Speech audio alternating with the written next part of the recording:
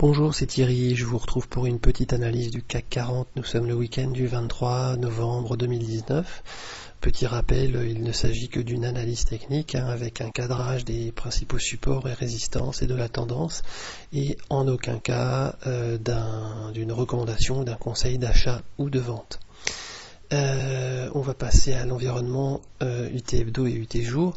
Alors pour rappel, j'utilise essentiellement l'environnement graphique de Gilles Leclerc, qui est un trader en compte propre, et auquel j'ai ajouté quelques petites modifications et autres indicateurs comme les bandes de Mogalef de Éric Lefort ou les pivots qu'utilise Benoît Rousseau, et dont j'ai pu également apprécier la justesse récemment pour des zones de support et de résistance. Alors, rapidement, je vais faire un petit zoom sur l'unité hebdomadaire pour commencer, pour planter le décor de ce qui s'est passé cette semaine. Vous voyez donc qu'on a eu fin 2018 une forte correction et qu'on a touché un point bas ici qui correspondait d'ailleurs à une zone de résistance horizontale dans les 4600 et qu'à partir de ce point bas, eh bien, on a fait une spectaculaire remontée en ligne droite avec quasiment pas de correction baissière. Vous voyez des petits chandeliers ici, mais enfin vraiment une tendance quasiment en ligne jusqu'à un point haut et qu'ensuite on a oscillé comme ça sur une sorte de range quasiment horizontale. Donc là on peut tenter de tracer une figure qu'on appelle un drapeau en analyse technique en reportant en fait l'amplitude de la première montée comme ceci. Eh bien on obtient un objectif théorique de 6200. Cet objectif théorique de 6200, il tombe bien parce que si on prend le même axe que la première montée, et vous voyez c'était quand même assez bien parti pour jusqu'à la dernière bougie ici, eh bien on arrive à 6200 à ce point-là qui est également la résistance d'un canal haussier. Ce canal haussier on l'obtient en joignant le plus bas qui est ici et le plus bas qui est ici, qui donne une pente, donc un sens dans la tendance au niveau hebdomadaire. Si on reporte avec le plus haut qui est ici, on arrive à toucher à peu près en même temps l'objectif des 6200 et le haut de ce canal, pourvu qu'on continue dans cet axe et dans cette force de tendance. Alors je dis pourvu qu'on continue parce que vous voyez que la dernière bougie hebdomadaire a marqué un coup d'arrêt à cette hausse pour l'instant, et le coup d'arrêt n'a pas eu lieu n'importe où puisqu'il a eu lieu en haut d'un autre canal, regardez, d'un autre canal qui a donné lieu à un grand nombre d'arrêts dans le passé. C'est vraiment une résistance ici, ici. Donc on est allé chercher cette poutre, en fait on est allé s'écraser sur cette poutre là en tout début de semaine, et là on a eu une petite correction, alors évidemment qui demeure faible par rapport à la force des bougies précédentes, mais en tout cas il n'est pas anodin qu'on ait choisi précisément cet endroit pour s'arrêter, et ça pose la question, est-ce qu'on va réussir pour atteindre cet objectif théorique des 6200, est-ce qu'on va réussir à franchir cette poutre qui est juste au-dessus de nous après ce coup d'arrêt hebdomadaire. Je dirais qu'il y a quand même une alerte là-dessus parce que on a un certain nombre de signaux auxquels il faut qu'on prête attention. D'une part, vous voyez que lorsqu'on relie les tops des deux derniers tops des MACD ici, eh bien on arrive dans une zone ici avec les deux lignes rouges où il y a une possibilité de retournement et de formation de 1, 2, 3 MACD, c'est-à-dire que les sommets de la MACD sont de plus en plus bas alors que les sommets équivalents des prix sont de plus en plus hauts. Alors un 1, 2, 3 MACD, on a une probabilité relativement importante de voir les cours se retourner au moment où on le forme, donc on n'est plus très loin de ce 1, 2, 3 MACD. D'autre part, le cycle court de la puissance cycle ici se trouve maintenant en zone de surachat, donc il est également mûr pour un retournement vers la zone de survente qui pourrait être propice à une correction supplémentaire des cours ici. Puis regardez aussi au niveau des volumes ce qui s'est passé. Lorsqu'on était dans ce range, vous voyez, on a fait vraiment une attaque successive de cette ligne quasi horizontale ici, avec à chaque fois qu'on faisait, je dirais, une nouvelle attaque avec des prix qui dépassaient d'à peine quelques points, on voyait par contre au niveau des volumes que sur l'imbalance volume, eh bien, on avait des augmentations du volume, et vous voyez que grosso modo, depuis maintenant 2 ou 3 ans, on a une sorte de tendance linéaire de l'augmentation des sommets sur l'unbalance volume qui suit un petit peu ce canal bleu là que j'ai tracé entre les deux flèches.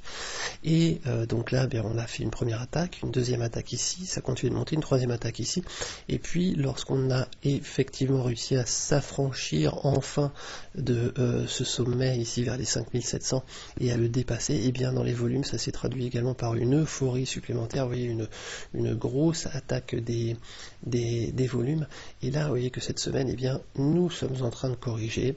Je ne peux que noter que la seule fois sur les 2 ou 3 années précédentes où on a dépassé le haut de ce canal bleu, vous voyez ici sur les volumes, eh bien c'était ici, vous voyez, c'était en mai 2018. Il y a eu un petit, on va dire, excès au niveau des volumes, et on se trouvait ici, sur les cours, donc à nouveau au contact de cette résistance hebdomadaire dont j'ai parlé, avec une correction qui n'a pas été très profonde au départ, mais enfin qui était toujours là, et vous voyez qu'on peut parfaitement aujourd'hui imaginer que les cours puissent soit traverser ce canal, soit au contraire prolonger la correction de la semaine dernière et redescendre plus bas, peut-être même vers la zone des 5500, tout en préservant ce canal haussier de long terme sur l'unité hebdomadaire. Si je passe sur l'unité jour, je vais faire comme ça d'ailleurs pour avoir les pivots en même temps. Oui, là c'est net aussi. On avait eu une forte correction donc en octobre 2019, et depuis, eh bien, on avait une hausse. Je vais mettre même les prix en grand écran. Voilà, on avait vraiment une tendance forte haussière. Vous voyez, avec des plus bas qui étaient rejoints ici, ici, à 4 ou 5 reprises consécutives. La tendance de ce canal avait tenu vraiment par la force du rebond ici. Vous voyez, on est parti là une fois, deux fois, tac tac, on refait un nouveau plus bas, et donc là on a une tendance qui est lancée comme ça. Donc je parlais d'une latéralisation la semaine dernière, et vous voyez qu'on a eu une tentative de maintenir, de rester dans ce canal, mais c'était de plus en plus faible. On a eu un premier affaiblissement de la base du canal ici sur cette bougie là, et il a été confirmé le lendemain donc par une bougie avec un gros corps rouge où on est vraiment sorti de cette tendance. Depuis on est en latéralisation entre deux pivots mensuels, donc le R1M et le MR2M, et c'est un petit peu la partie de ping-pong. On a eu un test à la hausse qui a été immédiatement mis en échec par les bears, et vous voyez que cette semaine on a eu également une tentative de cassure à la baisse.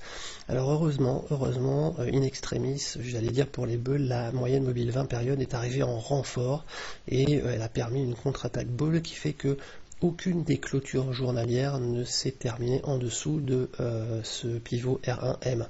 Maintenant, la bougie du jour vendredi, si vous avez regardé un petit peu les marchés, il y a eu une exubérance, enfin une euphorie sur la première heure des bulls jusqu'à 10 heures qui ont tenté de monter, et ils se sont fait écrabouiller par la contre-attaque BR. On a reperdu tout le terrain gagné à partir de 10 heures, et vous voyez on a une très grosse mèche haute de fin de bougie, ce qui veut dire que vraiment là aujourd'hui on a vraiment un match nul. On est toujours dans cette latéralisation au niveau des prix, donc je parlais vraiment d'un coup d'arrêt. Vous voyez que la Bollinger supérieure ici n'est plus haussière, elle est en train de redevenir latérale, d'accord. Donc là c'est également un autre signe que nous avons véritablement une résistance au-dessus de la tête à franchir. Et puis je vous montre les autres indicateurs.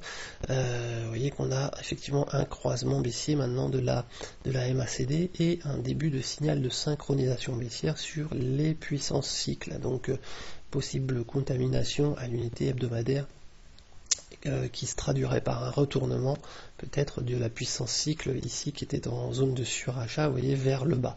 Donc à surveiller de près. Moi ce que je vais regarder de près sur l'unité jour, c'est est-ce que on va avoir sur la MACD un non-croisement baissier ici qui serait un signal de baisse à ce moment-là supplémentaire. Je vais regarder sur les prix si on arrive à maintenir la R1M et la MM20, ou si on les enfonce, auquel cas à nouveau on aura une alerte baissière encore plus forte.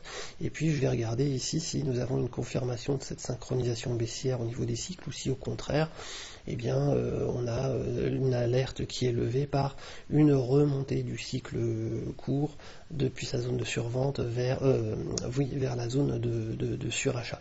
Donc je vais guetter tous ces signes-là. En tout cas, ma conclusion, vous voyez, c'est qu'on a eu un coup d'arrêt qui ne s'est pas fait n'importe où. On l'a vu sur l'unité hebdomadaire. Nous avons une confirmation de cet arrêt par la Bollinger Sup qui devient horizontale ici.